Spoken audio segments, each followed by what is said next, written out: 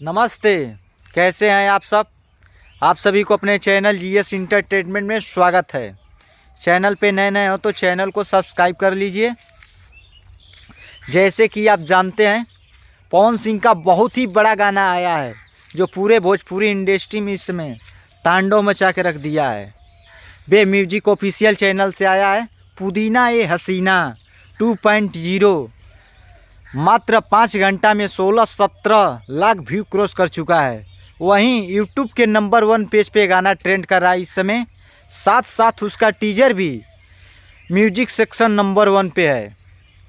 आप लोग जाइए बे म्यूजिक ऑफिशियल चैनल से सर्च कीजिए, उसको दाब के शेयर कीजिए, लाइक कीजिए, कमेंट कीजिए कि ताकि 24 घंटा होते होते इसको 20 मिलियन का रिकॉर्ड बनाइए कि पुदीना से भी बड़ा गाना बने। और बताइए वीडियो में कैसा लगा, कमेंट में कमेंट करके बताइए कैसा लगा गाना। फिर मिलते हैं अगले वीडियो में।